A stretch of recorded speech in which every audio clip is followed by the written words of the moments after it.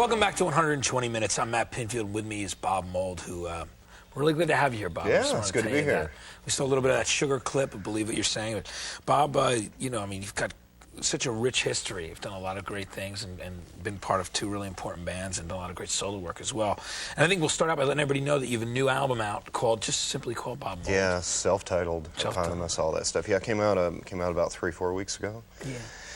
It's a cool record. It's real. It was sort of an accidental record. I think after Sugar, you know, sort of disbanded, I spent a lot of last summer just writing and doing a lot of home demo work, and that's sort of where the album came from. It just real low pressure situation. It was sort of neat, sort of an accident, you know. Yeah, was it nice to do it in that kind of situation where you weren't really actually planning for an album, you were sitting there just writing the songs for yourself, which you've always really done, because your songs are really introspective. A lot of stuff you write is definitely coming from a personal experience. Yeah, and usually what happens, I guess, you know, after Husker Du, you had the 2 solo records, Workbook and Black Sheets of Rain, and then there was the Sugar period, and it's weird with the solo records. I think I can be a lot more personal because it's sort of when it's a singular voice. It's, you know, people look at bands in Sugar and it's like it was sort of an upbeat band and stuff, and that's all well and good. I just think I'll tend to expose myself a little bit more on the solo work because it's, you know, I'm the one defending it, I guess, or explaining it. Right, exactly.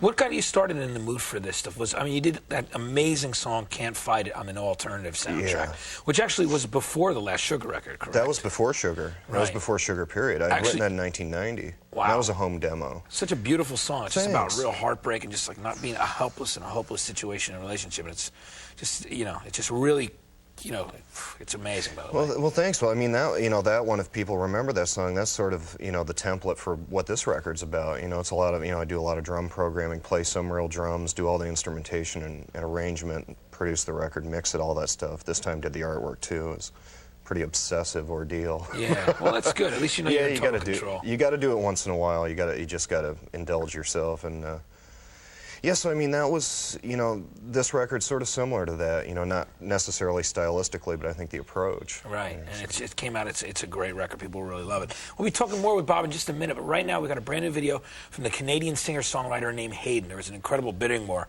over this artist, and it's really cool. It's got kind of a lo-fi feel, but it's got a lot of emotion. Check it out. It's called Everything I Long For. That's the name of the album, I'm sorry. And the first clip off it is Bad As They Seem.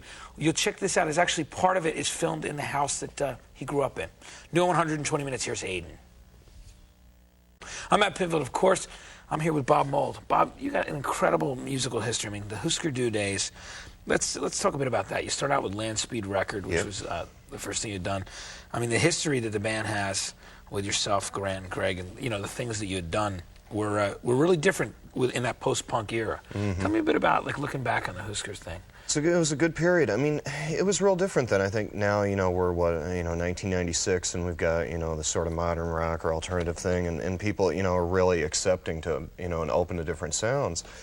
You know, Husker Du started in '79, put out Land Speed Record at the beginning of '82, and, you know, had done a lot of touring already, been out with, you know, Black Flag, Minutemen, Meat Puppets, DOA, Dead Kennedys. You know, a lot of the bands that sort of have informed what's going on now. It was a real interesting period. People were just a lot more, you know, it was a lot more underground and a lot more just networking with people, playing in people's garages, you know, different things like that. It wasn't an accepted musical form yet. So it was sort of like the pioneers out there with, you know, shovels making your own roads and stuff, so it's cool. And absolutely, people look back on records like, you know, for everything, NRK, Candy Apple Grey, New Day Rising, even, you know, Metal Circus. People look back on those records as records that really define that whole period, and even now are pretty timeless, I'd say. Yeah, they're good. There was, you know, there's Meat Puppets Up on the Sun, Double Nickels, you know, Minutemen record, you know, first Black Flag record. There's a lot of stuff during that period that was really cool, and it was just exciting, you know. You get in the van, you know, drive from Minneapolis to wherever, play for $100, drive somewhere else, get to San Francisco, get to play the Mabuhay Gardens and get $12. Yeah, you know? Yeah, we got a great story later. We got enough gas to get to L.A. or something. Yeah, we got a great story later. We got to tell them that one story about you guys. Well, we'll save it. So we'll keep it, you know. Anyway, we'll have more with Bob right after the break. Right now, we're going to play his new video. And first, though, we're going to have a look at the top 10 songs on alternative radio this week in America. Check it out.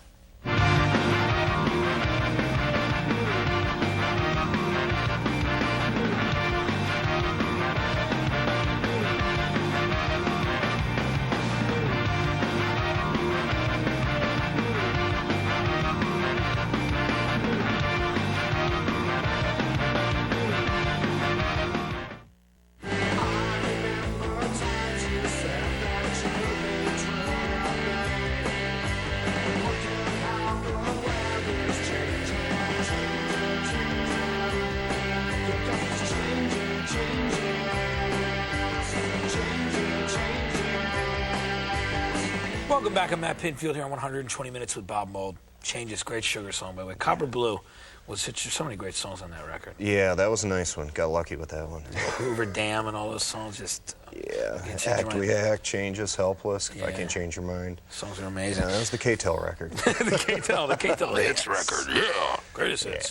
Superpower. Yeah. The Virgin Years. Speaking of the Virgin Years, when you first went out and did solo stuff, Workbook was different than this record, that you had a lot of different musicians on the record, like songs like Wishing Well, I mean, Heartbreak a Stranger. Tell me a bit about that approach, why at that time? Well, after the Huskers, I'd sort of... just wanted to get away from that sound for a little bit. As much as I like my big guitar sound and the real frantic drums, there was, another side, just wanting to explore, myself in a little more delicate style. That was a really fun record, Workbook. That was just a really good period. Went out and did a lot of shows with the Pixies during that time, and it was just fun, really fun. And working with different musicians, it was good for me. I grew a lot as a player. Working with Anton Fear and Tony Maimone, great players. Yeah, very good musicians, absolutely. And, as far as the content, lyrical content of the records, it was a continuation of a lot of the emotional things you've written in the past, like Hardly Getting Over It, you know what I mean, or Standing in the Rain. Yeah. You know what I mean? Like, so it's still, there was, like, as we said before, very introspective. And the new record, of course, has got a lot of great songs like that as well. And we'll be talking about that record in a minute. But right now, we're going to play the first video off the album. And this is called Ego Override. Right now, or Ego Override, depending on how you like to pronounce it, right? Yeah. On 120 Minutes, here's Bob Mould.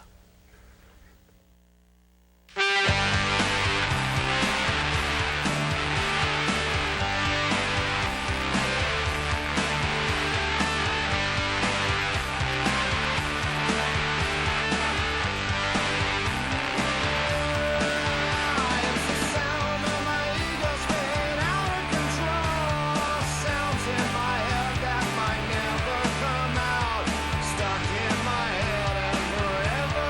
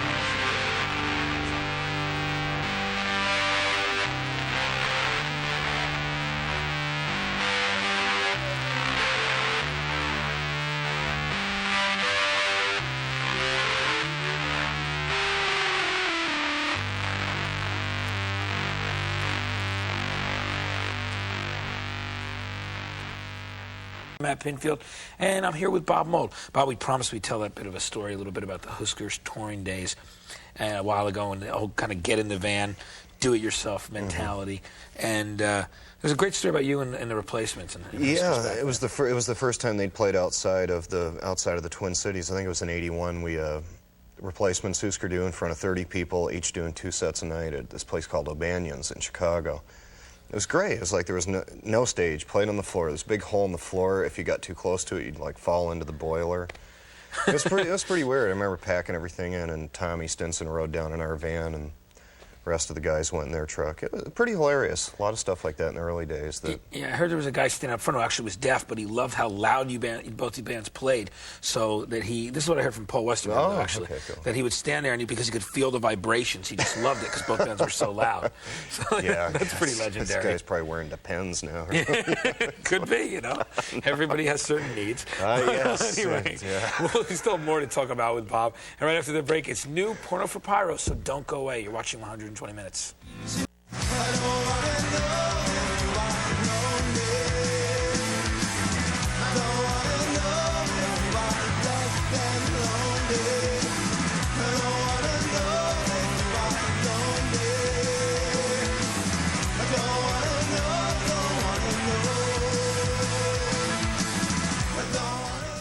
Welcome back to 120 Minutes. I'm Matt Pinfield. I've been talking with Bob Mould, little Husker Du, Candy Apple Gray history there, right? Yeah. Let's talk a bit about, recently you just did 2 shows with Pete Townsend at the Supper Club in New York. He had actually requested to have you open. He's a big fan of your songwriting. Yeah, that was real neat. I had met, Pete had come and see me, I think, a little over a year ago when I did an acoustic show at the Academy in New York, and he came back and was like, "Oh, I liked how you changed the words to Man on the Moon, and that was one of the best versions of Celebrated Summer," and I'm just sitting there like, you know? Yeah, right, exactly. It's like, well, okay, I'm just going to shut up now. But it was, it was really an honor to be asked to play. And it had been about a year since I played, a couple weeks ago, and I was real nervous, but it went real well, and it was good to see him, and it's just fun. It's gotten me thinking about getting back out and playing maybe this fall. Yeah, so we're hoping you're going to go out and tour. I think I'm going to.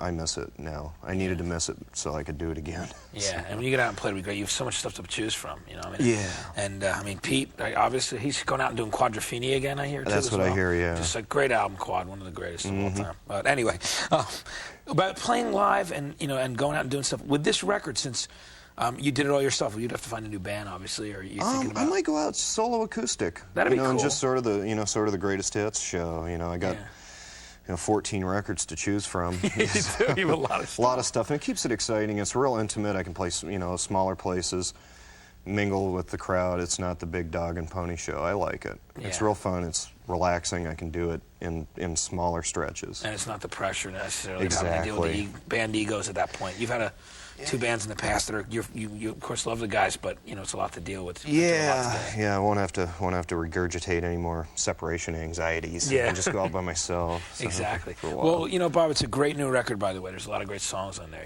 Art Crisis is one I hate. Alternative Rock. There's the one. Canyon, all that stuff. Amazing. Thanks for coming by, Bob. It was great to have you. It's good to People see should know your album's out in the store. It's your first. Well, it's your 3rd solo record, first self-titled one. Yeah. And check it out, Bob Mould. Thanks for coming by. Right now, it's Porno for Pyros in the first video of their 2nd album, Good God's Urges. Anyway, it's called Tahitian Moon. Great song. Check it out.